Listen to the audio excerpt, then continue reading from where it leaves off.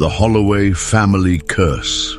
Edwin Holloway never imagined that a simple will would change his life irrevocably. When he learned that he had inherited the family's old mansion in New Orleans, he saw an opportunity to start over. The building, with its Gothic architecture and stained glass windows, looked like a jewel of the past, forgotten by time. However, as he crossed the threshold for the first time, a strange sensation took hold of him. The air was dense, laden with a sweet scent of old wood, and something else, something ferrous. The Holloway mansion was located away from the city center, surrounded by twisted trees and a swamp that seemed to whisper lost secrets. During the day, Edwin explored the rooms, marveling at the details carved into the corridors and the old portraits of ancestors who watched him with empty eyes. But when night fell, the noises began. Footsteps echoed in the uninhabited corridors, doors creaked on their own, and shadows danced on the walls even without enough light to project them. On the third night, Edwin found the basement, locked by an iron door adorned with strange symbols. He felt a chill run down his spine as he touched the cold metal. Something inside him screamed not to open it, but curiosity was stronger. After hours of trying to decipher the lock mechanism, he managed to enter. The smell there was even worse, a mixture of wet earth and dried blood. Illuminating the place with his flashlight, Edwin found a row of old coffins, arranged as if they were part of a macabre ritual. In the center of the room, on a stone altar, lay a book bound in dark leather. Its pages were yellowed with age, but it was still possible to read the writings. It was a diary of his great-great-grandfather, Isaac Holloway. The notes revealed something terrifying. The Holloway family had made a pact with an ancestral vampire, Lord Ambrose, a being of darkness who blessed them with wealth and longevity in exchange for human blood. The cold intensified in the basement, and a presence emerged from the shadows. A tall, slender figure emerged, wearing old robes, his face pale and his eyes like incandescent rubies. His lips parted in a smile, revealing long, sharp fangs. "You have finally returned to me, blood of the Holloways. It is not a call you can run from." Edwin tried to run, but his legs were heavy. Lord Ambrose moved with superhuman speed and held his wrist with enormous force. "The thirst in your blood has already awakened. Accept your nature and remain by my side as your ancestors did before you, or resist and become just another forgotten memory in this house." Edwin's skin began to freeze, and a deep hunger took hold of him. His heart slowed down, and he understood what was happening. The curse was not just a pact, it was an inevitable destiny. With a last breath of humanity, he tried to scream, but only a low, guttural growl came out of his throat. When the moon illuminated the mansion that night, Edwin Holloway was no longer a man. He was the newest servant of the immortal Holloway lineage, condemned to wander for eternity, feeding on the living to satiate his insatiable hunger. You're listening to this story, but have you noticed that certain tales have the power to attract what lurks? Some people who ignored this warning have claimed to see headlights in their rearview mirror when there was no car there, or felt a strange chill while driving at night. If you don't want to take that risk, subscribe to the channel now and turn on notifications. Maybe that will be enough to keep them away. Now, let's continue. Eternal Night in Blackridge. Ethan Graves was an investigative journalist known for delving into mysteries that few dared to explore. When he received an anonymous letter talking about the unexplained disappearances in Blackridge, a forgotten town in the Colorado mountains, he saw the perfect opportunity for a big story. What he didn't know was that he was about to come across something that went beyond the limits of what could be understood. Upon arriving in the city, he realized that there was something strange in the air. Blackridge seemed frozen in time. The streets were narrow, lined with impeccably preserved Victorian buildings, as if they had never been touched by time. The residents were polite, but there was something in their eyes that made Ethan's blood run cold. They seemed too attentive to his movements, as if they were evaluating his presence. The inn where he stayed was run by an old woman named Agnes. "Blackridge is a quiet place, Mr. Graves. I hope your stay is memorable," she said with an enigmatic smile. During the night, Ethan heard footsteps outside his room, but when he opened the door, he found only the long, empty corridor lit by flickering candles. In the following days, he investigated old archives in the city library and discovered something disturbing.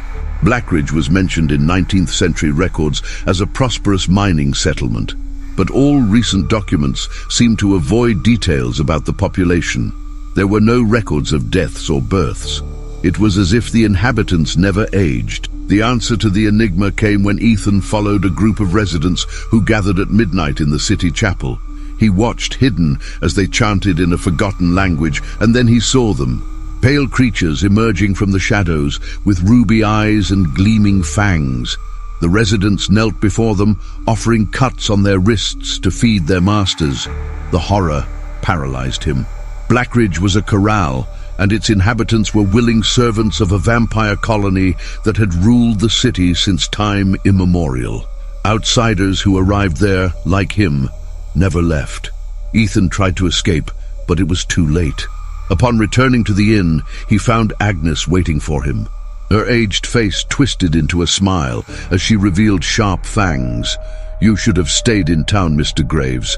Now you will belong to it forever." That night, under the cold light of the moon, the gates of Blackridge closed with a sepulchral snap. Muffled screams were lost in the wind that cut through the deserted streets. The name of Ethan Graves would never be mentioned again, like so many others before him. The city swallowed his existence, and in the endless darkness, new red eyes opened, hungry for yet another eternal night. The vampire in the basement. When Anna Carter inherited her grandmother's old house, she believed she was facing an opportunity to start over. The property was located on the outskirts of a small country town, surrounded by dense forests and an oppressive silence that settled in at nightfall. Since her arrival, something seemed wrong. The windows creaked without wind, shadows danced in the corners of the empty rooms, and even with the doors closed, she felt she was never alone. It was only a few days later that she noticed the sound, a scratching, low and insistent, coming from the basement. At first, she thought it was just rats, but as the nights passed, the sound transformed into something more disturbing, a deep, paused breath, as if something was waiting, patiently. Nightmares began to haunt her nights, figures standing at the foot of her bed, eyes shining in the darkness, the echo of a voice whispering her name. And every time she woke up, in a cold sweat, the scratching in the basement continued, uninterrupted. Curiosity turned to fear when Anna realized that the basement door was locked from the outside with thick, rusty chains. Whoever lived there before her knew that something should remain closed. But what terrified her most was finding the key under the entrance mat, as if it were waiting for her. That night, unable to sleep, Anna decided to end that tension and descended the creaking stairs of the basement. The light of her lantern revealed a cramped and cold space, the smell of earth and mold mixed with something denser, a sweet and cloying aroma. At the back of the room, between old furniture covered by rotten sheets, was an ancient coffin. Her instincts screamed for her to flee, but her hands acted on their own, pulling the lid off the coffin. Inside it, a body lay, pale, slender, wearing old clothes. The eyes were closed, and the lips, slightly parted, revealed sharp teeth. Then it moved. The eyes opened abruptly, revealing a deep and hungry red. Before Anna could react, cold, strong fingers grabbed her wrist. The vampire smiled, a gesture that exuded something much worse than simple thirst. It was the promise of something inevitable. His voice echoed in the darkness. "You've finally returned." Anna couldn't move. Fear paralyzed her as she felt the warmth being drained from her body. The vampire rose from the coffin. His presence filled the basement like a living darkness. He watched her like a hunter contemplates his prey. She tried to scream, but her voice didn't come out. He caressed her face with the coldness of death, leaning slowly towards her neck. Anna's hand found a broken piece of wood on the floor. In an act of pure desperation, she drove it into the creature's chest. The vampire screamed, a guttural and inhuman sound, but didn't fall.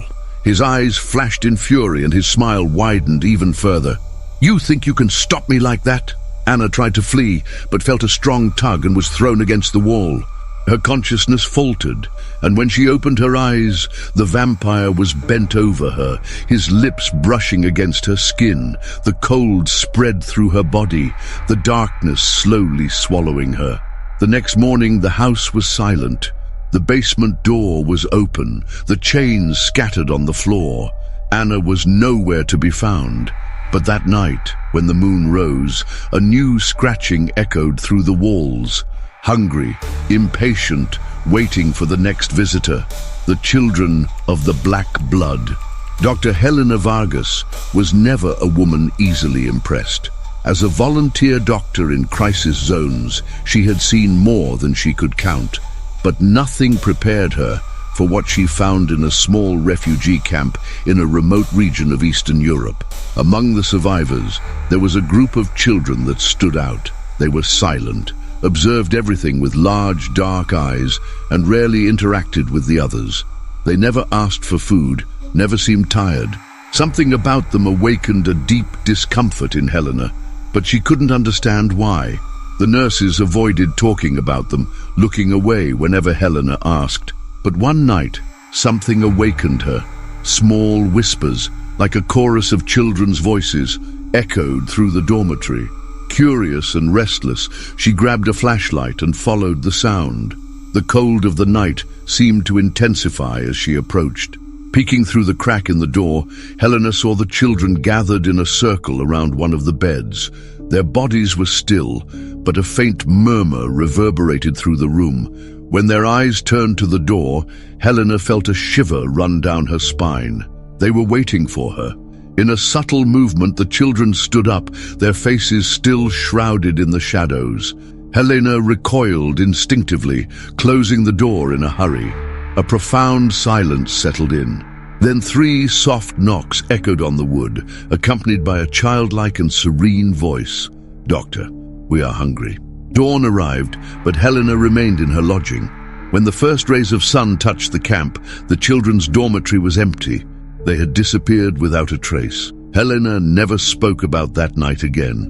But in every city she traveled to after that, in every new job, she always felt eyes watching her from afar. Always hungry, always waiting. The cult of immortals. Daniel Moreau always sought unique experiences. An investigative journalist in Paris, he spent his nights exploring the city's dark secrets. But nothing prepared him for the invitation he received on a rainy night. A sealed note delivered by a silent messenger. The words were few but carried an almost hypnotic weight.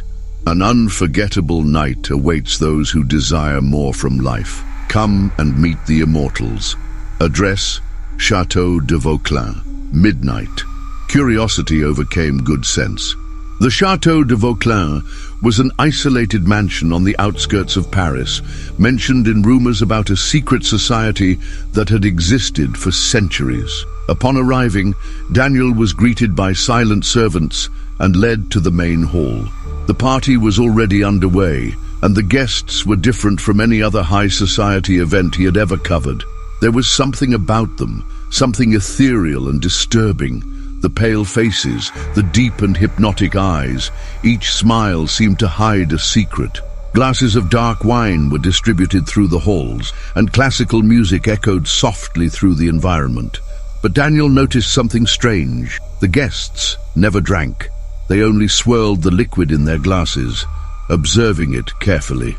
When the clock struck midnight, the atmosphere changed. The doors slammed shut, and a reverent silence took over the hall. A tall man, with a magnetic presence, appeared at the top of the staircase.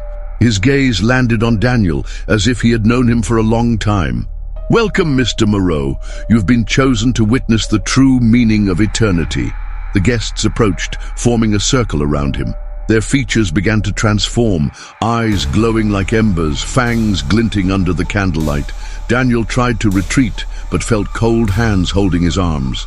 The host descended the steps slowly, the smile never leaving his pale lips. Drink, and you will see the world as it truly is. Resist, and you will be just another forgotten echo in history. The glass was pressed against his lips. The liquid had a sweet, intoxicating smell, but something inside him screamed for him to refuse. His mind wavered between fear and an irresistible attraction to the promise of something beyond life. The last thing he saw before darkness took over was the hungry gaze of dozens of golden eyes around him. No one ever knew what happened to Daniel Moreau, but every night in the city there are those who swear to see his silhouette wandering the streets with eyes that reflect an impossible glow, as if he had become part of something greater, something eternal.